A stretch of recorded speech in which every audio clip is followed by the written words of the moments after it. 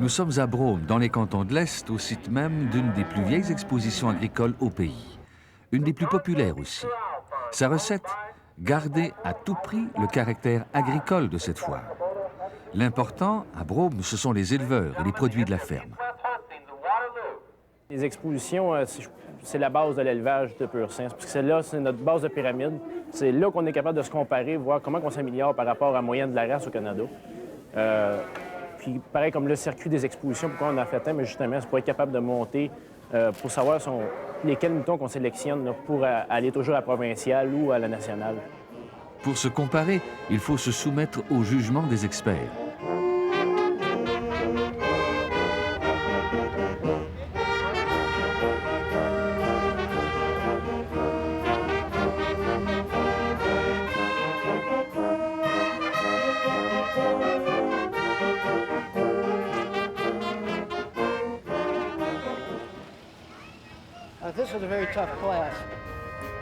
C'est avec beaucoup de fébrilité qu'éleveurs et spectateurs scrutent chacun des regards et chacun des gestes du juge invité.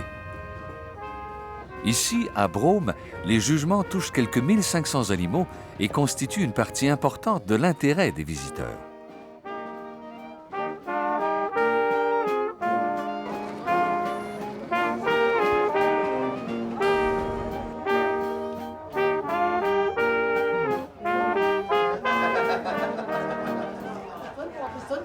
Tous les produits de la ferme passent sous l'œil et la main des juges. Fleurs, légumes et fruits, nature, mais aussi conserves et cuissons maison. Au total, c'est plus de 250 catégories de produits différents qui seront ornés des rubans de la victoire. OK, gelée d'érable, classe 3. La cuisson est bonne, 150. La saveur, une saveur moyenne, 3,40. OK. Limpidité. Puis l'impudicité, si je le conserve avec l'autre, tu peux lui donner ses points. Ensuite, on a la ferme Roxton Pond. Puis ça vient de Roxton Pond. Les rubans, surtout chez les éleveurs, sont souvent la principale récompense accordée par les foires. Les gars, ils viennent aux expositions pour montrer et essayer de faire des ventes. Parce qu'avec, on dirait, de l'argent que les expositions donnent, ça paye même pas, je vais vous dire, c'est pas ça paye 15 de leurs dépenses pour venir à l'exposition. C'est certain qu'on essaie de rentrer dans nos frais, là.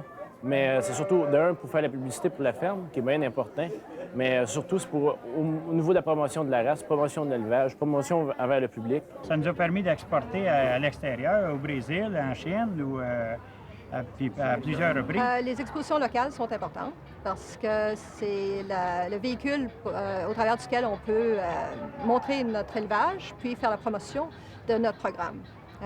Plusieurs de nos clients viennent nous visiter durant l'expo. Alors, pour nous, c'est rentable, juste pour ça, là, au point de vue de la commercialisation de nos bêtes. Certaines expositions sont très intéressantes. Là, comme Expo Québec, les primes sont quand même assez élevées. Ça veut dire quoi, par exemple, là, si vous gagnez une première place avec un mouton? Avec un mouton, c'est 135 $.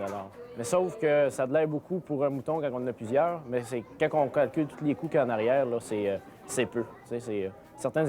La plupart des expositions, on mange de l'argent, sans contredit. Si les éleveurs gagnent peu d'argent, il semble bien que les sociétés d'agriculture qui organisent la plupart des expos n'en font pas davantage.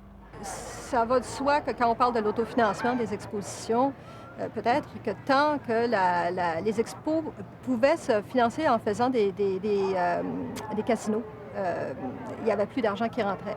Avec l'ouverture de certains casinos régionaux, là, gouvernementaux, ça a beaucoup réduit les ressources que les expos peuvent aller chercher pour trouver des fonds. Ça coûte cher d'organiser ça et c'est toujours une question là, il faut faire la publicité coûte cher pour aller amener des visiteurs. Quand les fonds sont éliminés, la première chose qu'on coupe, c'est la publicité. Et donc, on a moins de visiteurs. Et ça devient de plus en plus dur. Les bâtiments doivent être maintenus. Je pense que rien que les assurances de responsabilité civile, ça doit être exorbitant pour ces endroits ici. Celles qui, comme Brome, peuvent compter sur un bénévolat fidèle et une forte assistance s'en tirent bien. C'est tout bénévole. C'est juste 2 personnes qui avaient le pain, le secrétaire et le coordinateur. Les autres, c'est juste pour le jeu. Nous sommes chanceux parce que c'est près de Montréal. C'est juste 1 heure à Montréal et nous avons beaucoup de personnes qui viennent de la ville. Et toutes les personnes d'ici viennent pour visiter avec les amis que j'ai vus juste une fois par année. Bien sûr, les revenus commerciaux liés aux jeux, aux manèges et aux marchandises de toutes sortes sont importants. Mais en même temps, tous ces vendeurs en tirent profit. Il faut être présent pour montrer nos machines, nos nouvelles machines. C'est très, très, très important. C'est pas tellement fait pour faire la vente sur place, mais dans l'agricole, on revoit ce monde-là plus tard. Tu fais flipper ta balle, elle la rentre dans le bras. Là, tu lèves, tu tombes sur le bed, tu prends ton poussoir, puis tu pousses. Tu débarques jamais. Tu t'en vas avec ça. Une journée qui mouille, tu prends cette machine-là, tu ne fais pas mouiller dessus, puis tu fais ton ouvrage quand même. 1, 2, 3, go! C'est parti! Certaines expositions sont devenues trop commerciales. Elles ressemblent à de véritables marchés aux puces que le ministère de l'Agriculture hésite maintenant à subventionner. Mais trop commercial ou pas, l'inquiétude est là. Les éleveurs accordent peu de chances de survie à la plupart des 37 expositions agricoles.